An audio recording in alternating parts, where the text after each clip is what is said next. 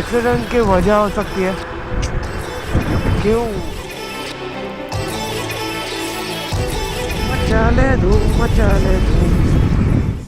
सो फिर से हम आ गए हमारे किचन के दर्शन देने के लिए। एज यूजल रूम छोटा है, सब सोए हुए हैं अंदर, पर अभी बच गए मॉर्निंग के 5:30।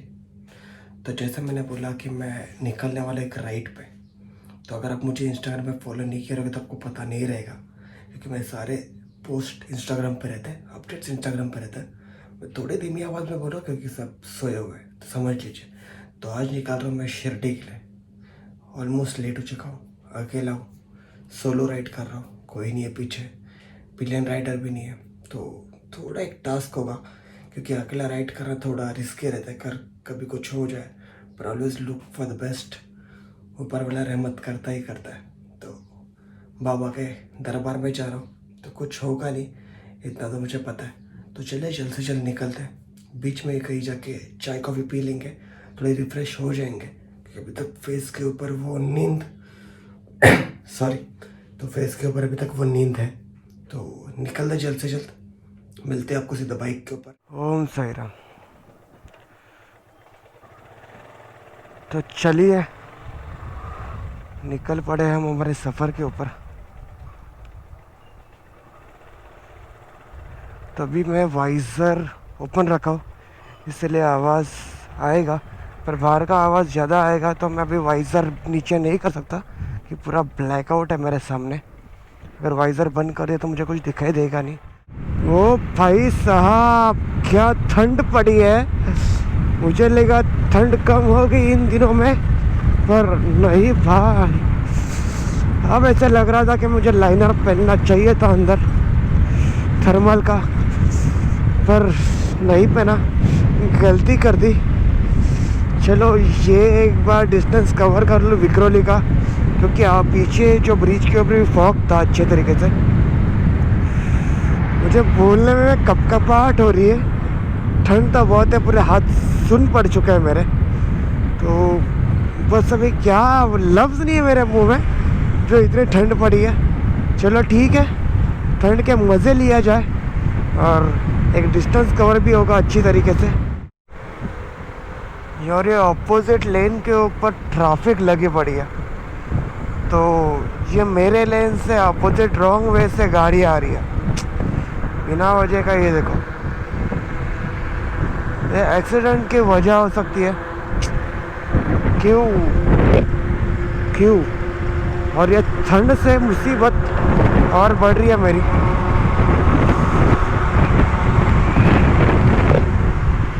पूरा फॉग पड़ा है, कुछ सामने का दिखाई नहीं दे रहा है। सामने का नज़ारा बहुत औसम है, बहुत लाजवाब नज़ारा है। पूरे जो सनराइज़ के किरणें पूरे आसमान में छाई हुई है। एक क्लाउड की चादर है, orange red yellow mix colour दिख रहा है मुझे। कौन सा कलर है वो भी नहीं बता पा रहा हूँ ठीक से, पर ठंड ने बेहाल कर दिया मुझे, बेहाल। क्या होगा मुझे पता नहीं। और ये आ रहे पब्लिक रॉन्ग वे से, बहुत गलत बातें हैं, बहुत दिक्कत वाली बात है। कभी आ जाएंगे। अभी बीच में मेरा एक इंसिडेंट हुआ, एक बाइकर ने अचानक से बीच में से क्रॉसिंग कर रहा था, तो उसने क्रॉस करके अचानक से बाहर निकाल दी गाड़ी और मुझे अर्जेंट ब्रेक लगाना पड़ा। It was great task. एक कार वाला भी था मेरे आगे, तो कार वाले ने भी बहुत गालियाँ दी उसे। यार ऐसे अचानक से रोड क्रॉस मत किया जाओ, अब क्रॉस करते हो तो देखिए आगे बाइक आ रही कि नहीं, गाड़ी आ रही कि नहीं, फिर करिए। तो अराउंड मैं 60 to 70 किलोमीटर्स क्रॉस कर चुका हूँ। बस यही ये सीन है जो हमारे राइडर्स के लिए एक जन्नत होती है, एक जगता सूरज। वाह क्या क्लाइमेट है, जो दिख रहा है ना ये नज़ारा, वो देखने लायक है। मतलब इतनी जो ठंड लगी, इतनी जो राइड की, कंटिन्यूस में राइड कर रहा हूँ, तक कसरा भी नहीं है। मतलब 100 किलोमीटर तक अराउंड आसपास आ चुका हूँ, पर ये सब नज़ारा देख के मिनटों में पूरी जो थकावट है वो मिट जाती है। जितनी ठंडी है वो पूरी उड़ चुकी है। अब भी थोड़ा क्लाइमेट थोड़ा शांत हुआ है। अराउंड 16 to 18 डिग्री टेम्परेचर था। तो सोच सकते हो इस टेम्परेचर में कंटिन्यूस राइड करना क्या होता है। मेरा पैर की नस भी खिंची हुई है, प्रॉब्लम आ रहा है। तो मैंने पैर थोड़ा लंबा करने की कोशिश की तो थोड़ी नस खिंच गई।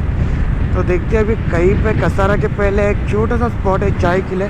मुझे बस अभी चाय पीना है, ये ठंडी में चाय के मज़े लेना है। बस वो चाय की चुस्कियाँ ही बहुत पावरफुल रहती है।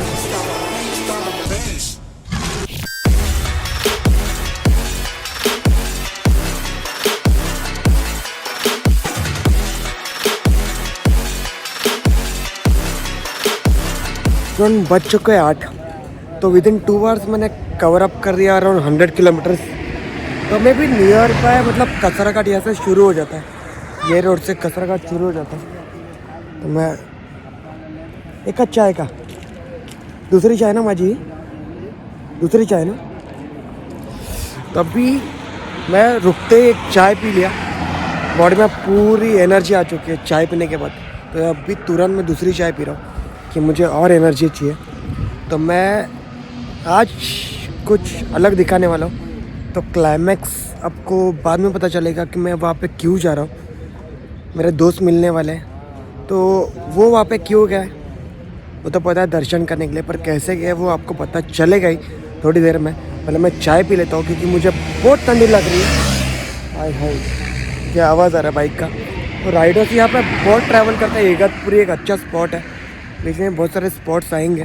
तो पहले मैं चाय पी लेता हूँ कि मेरी बॉडी बहुत शिवर करे क्योंकि बहुत ठंडी है यहाँ पे। तो हो गई है चाय, हो गया नाश्ता। तो let's start the road and this is called the squad, this is called the rider squad. जब एक साथ मिलता है दोस्त यार बाइक के ऊपर तो मज़ा अलग रहता है। पर आज हम कर रहे हैं सोलो राइड। तो यार चाय आने के बाद क्या फुर्ती आई है बॉडी में।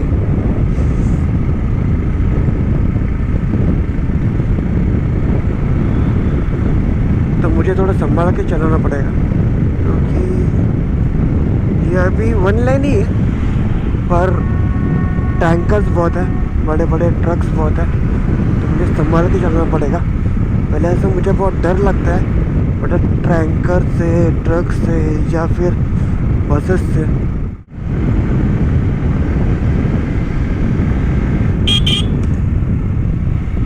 क्या भाई रंग वैसे राइडर क्यों आ रहा था।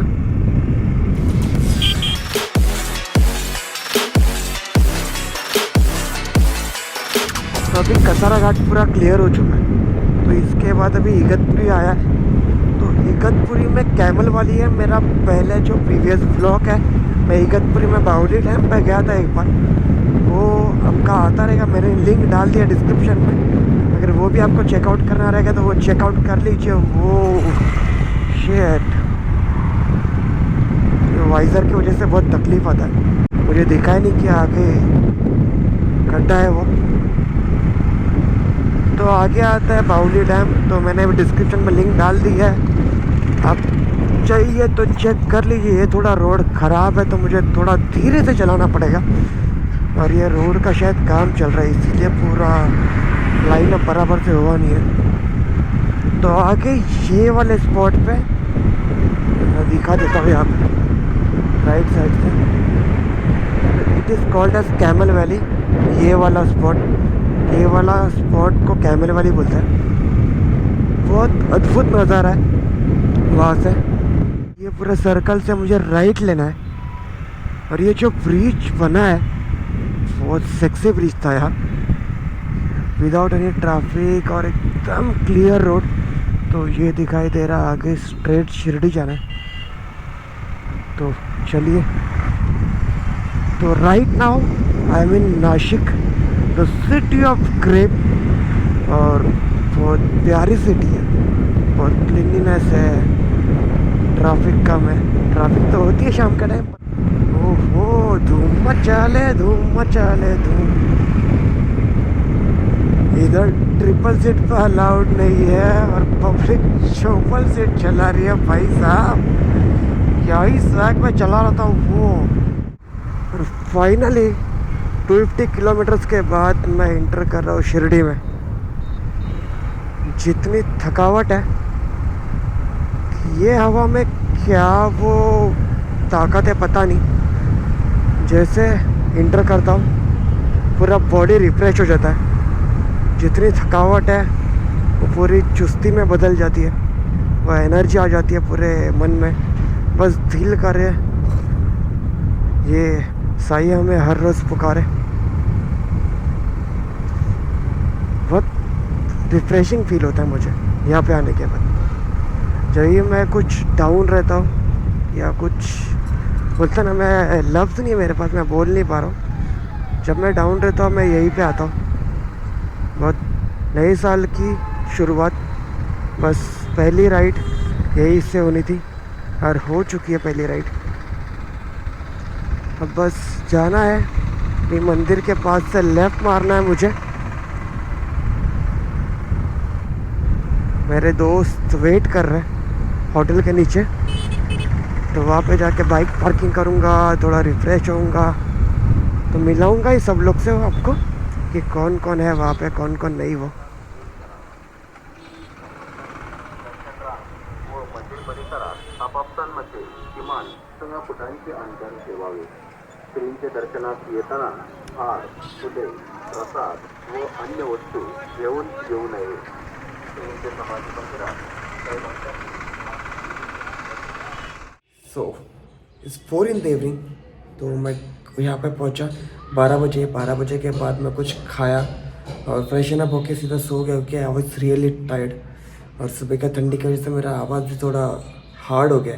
आप समझ सकते हो कि कितना ठंडी था। तो अभी फ़िलहाल मैं नीचे जा रहा हूँ, पालकी आई है, पालकी के दर्शन करना है। तो पालकी कहाँ से आई है? पालकी मुंबई से आई है, अराउंड 250 किलोमीटर्स। जो मैं रूम में ठहरा हूँ वो सब बंदे मुंबई से लेकर यहाँ तक चल के आए। तो 250 किलोमीटर चलना कोई आसान बात नहीं है, 8 दिन लगता है। मैं भी आया था एक टाइम, पर ये साल नहीं हुआ मेरे को आने के लिए। पर ये लोग आए, उनको मिला था आपसे। तो आज रात को भी बहुत अच्छा व्लॉग बनने वाला है, क्योंकि नाइट लाइफ शिरडी का बहुत अच्छा रहता है, बहुत मज़ेदार रहता है, जगमगाहट रहती है सब जगह।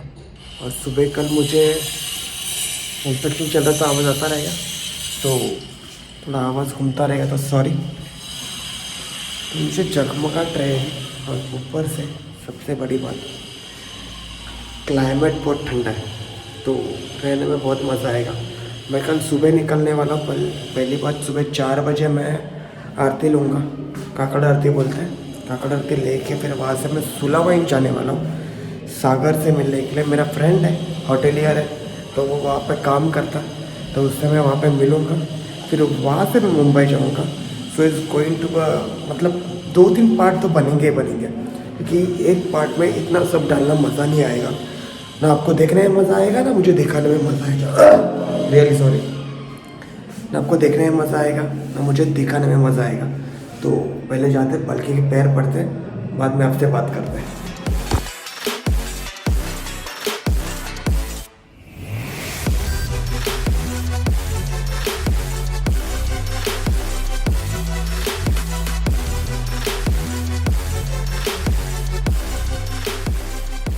तो देखा आपने, पालकी का दर्शन बहुत निराला होता है, बहुत मन भावनाओं से हम उसकी पूजा करते हैं। 8 दिन चला के यहाँ पे लेके आता है इन बंदे लोग, तो उसके बाद उसका दर्शन करने में बहुत मन की सुकून मिलती है। तो अभी जाऊँगा चाय पीने के लिए, चाय पीऊँगा कल का। फिर अभी शाम को ही बहुत सारा काम है, जाके मुझे कूपन निकलना है। तो आपको पूरा प्रोसेस दिखाऊँगा कि शिरडी का प्रोसेस कैसे होता है, कि अंदर जाने तक बाहर आने तक कैसे रहता है। अगर मैं ट्राई कर पाया, अगर मुझे मिल पाया तो अंदर मैं शूट ले लूँगा, पर नहीं मिल पाया तो आई एम रियली सॉरी। तो कल मैं जाऊँगा सुलावाइन भी मुझे देखना ही है, मुझे दिखाना भी है आपको। मुझे जाता है 40 किलोमीटर्स एक्स्ट्रा, पर मुझे जाना है वहाँ से कि दोस्त को भी मिलना है। तो वीडियो यहीं पे एंड करने का टाइम आ चुका है। अस्सलाम वालेकुम baby, live your life, live your dream, boom.